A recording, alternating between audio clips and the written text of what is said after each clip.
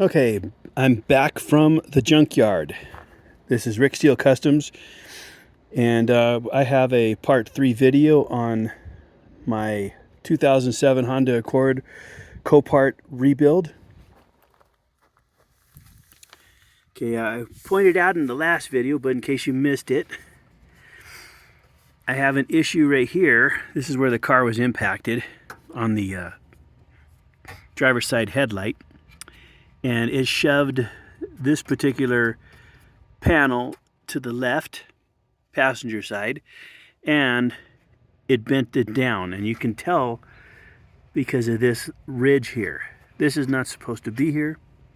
You can also tell because of this circle, it has a ridge right here.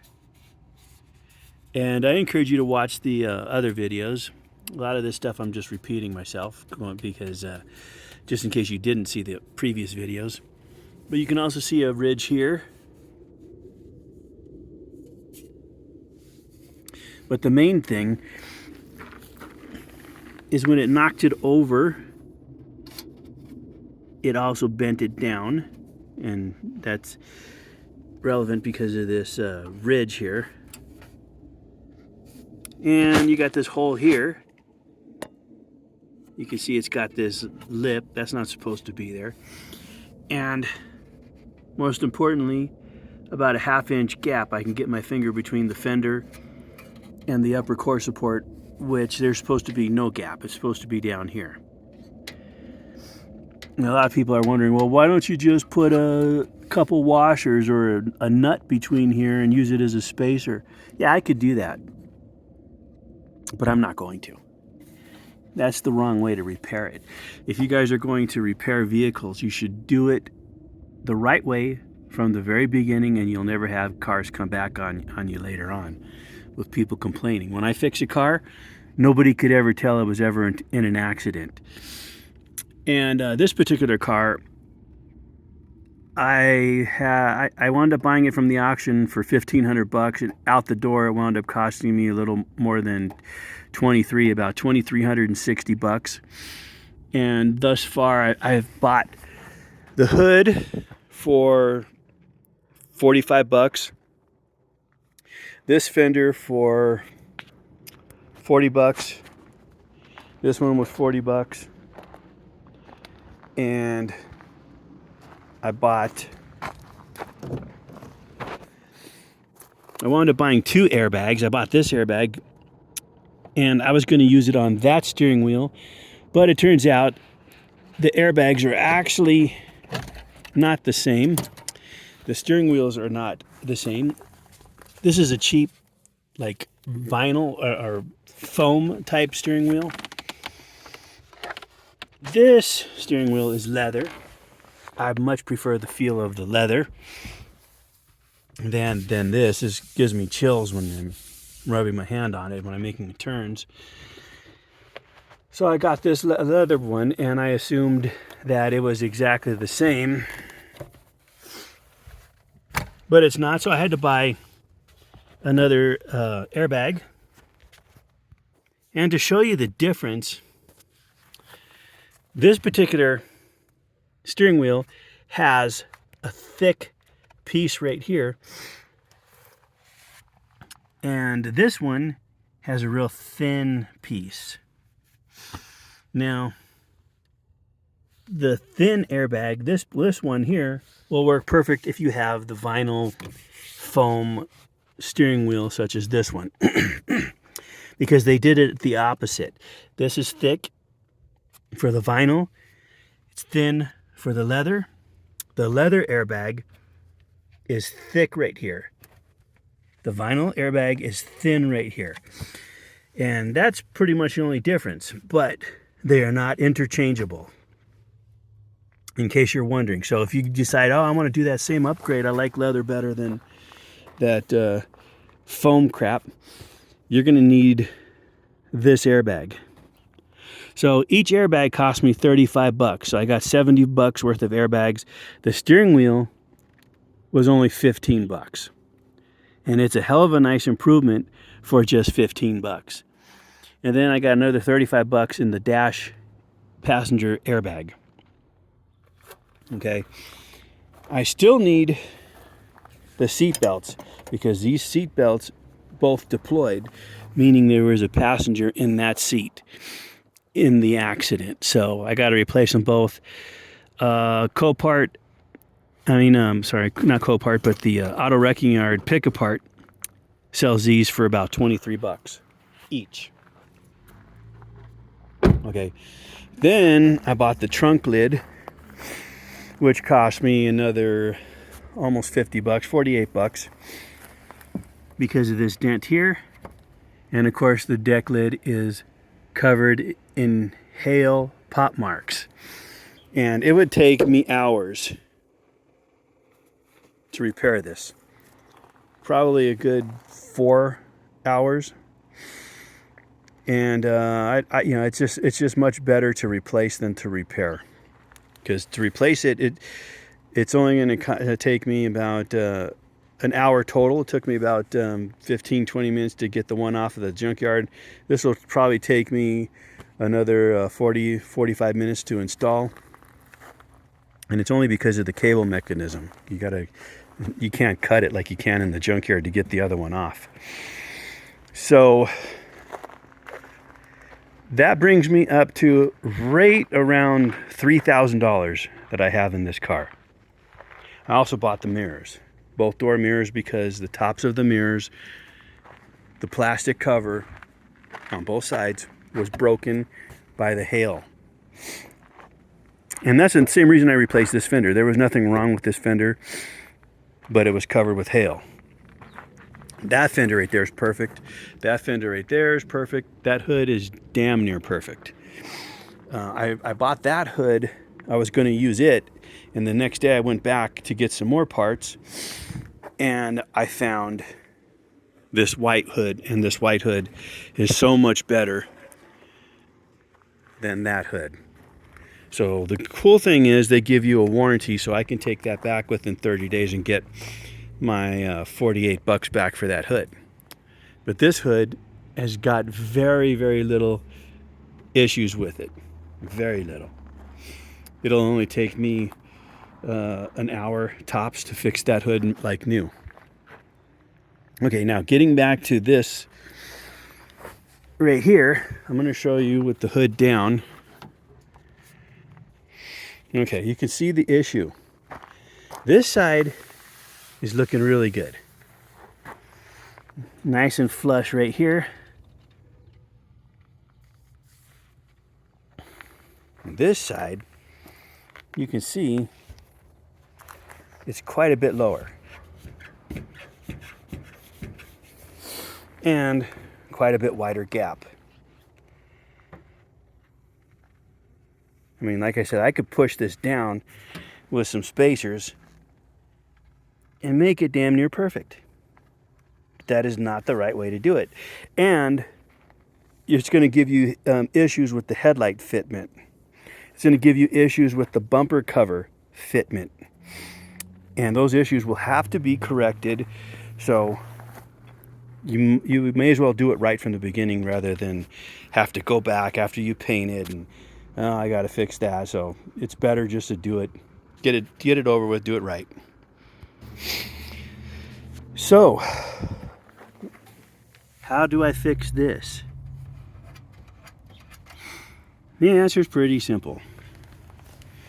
You go to the junkyard and you cut a section off of a donor vehicle. And this will show you what it's supposed to look like. The car I cut this off is the same car I cut off the right and left fenders. You can start by looking right here. Okay, this is the frame rail, or the upper frame rail, right here, where the impact bar bolts on, right here. So let's do a side-by-side comparison.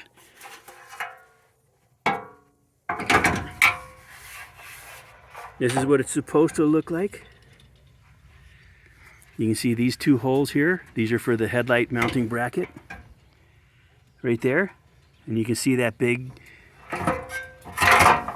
dent right here is not right here.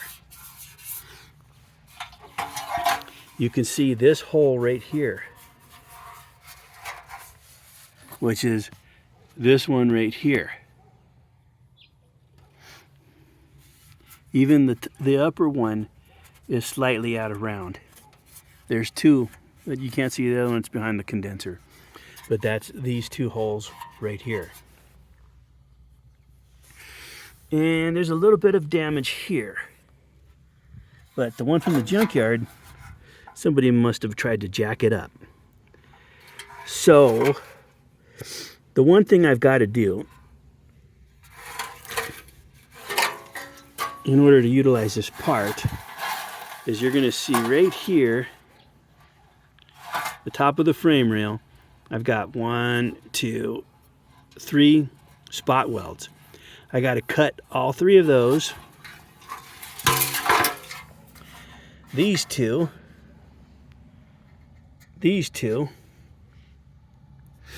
and I could cut these 2, or I could just cut on this portion here and remove this whole section.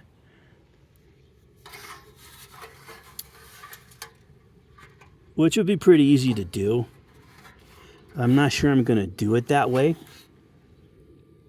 Because I would if this was perfect, but since it's not, there's really not a whole lot of point to it because this piece is perfectly straight. I did a pull on it.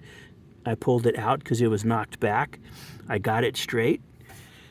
So I'm just not sure what I'm going to do just yet. Here's the thing, guys. This is a really cheap car. I mean, it's not like it's a late model Corvette or any year Corvette, pretty much, for that matter, or a Ferrari or a Porsche. It's a cheap car. But the cool thing about it is that I'm doing this to show you guys that, because this is the same type of repair. It wouldn't matter if this was a $100,000 Bentley. This is how you would repair it correctly. All cars are basically identical as far as the way they're put together. So, don't let the fact that this is just I only got, like I said, about $3,000 in this car. Don't let that bother you. It's the same lesson. It'll transfer over to any make and model car. So, I'm going to do this right to show you guys how you can do it right. I also cut the upper section here and this section here, which is this, but there's really nothing wrong with this on mine. So rather than cut this and then cut this and utilize that, I'm not going to do that. I'm going to just remove the spot welds and take this piece off and this piece off. So basically, I'm going to take this off, and I'm still not sure about if I'm going to keep this portion here. I can straighten this out, this bottom dent out through these access holes here and here. Well, I can't make them perfect. I mean, I could, but again, $3,000 car. I don't want to spend that much time with it. But anyway, once I put that piece in, let me show you. Okay, as you can see, I'm right underneath this, and to the top of the frame rail, I got about 4.5 inches. And I say 4.5 because of the thickness of the bumper reinforcement right here.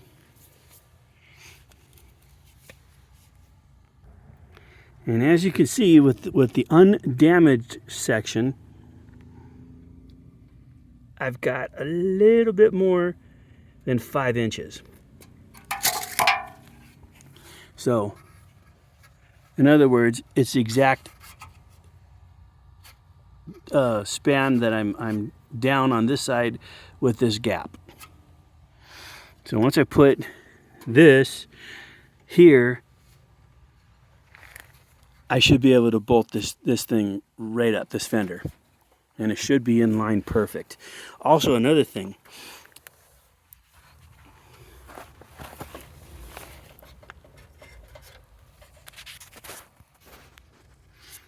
This nut right here goes right here. So I'm off by about 1/2 inch. But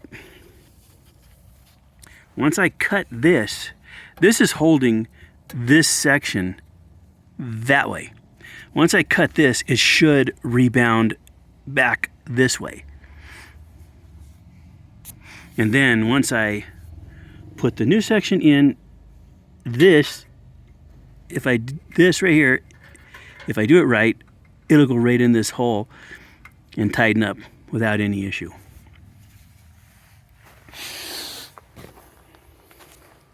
And now, in case you're wondering how do I get the spot welds off, well, I'll show you that too. This is a spot weld cutter.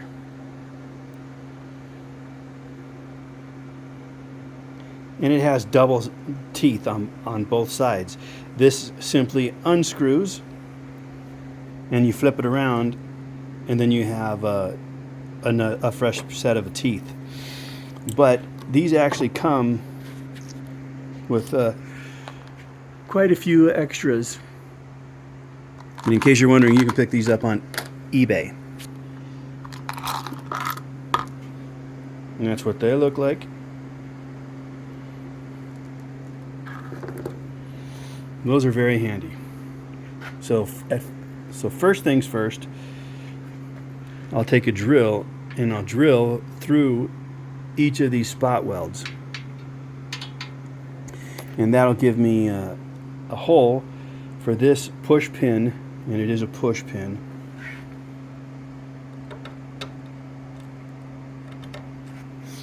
To go through and act as a pilot, because you can't cut a hole in steel without this. This is very important. And the kit does come with extras because these are easily bent. So anyway, guys, I'm going to get to work on this, and once I get these spot welds taken care of, we'll proceed to going back to the car and doing my cut and see just how far it springs back the way it's supposed to. So that's going to conclude this third video in this series.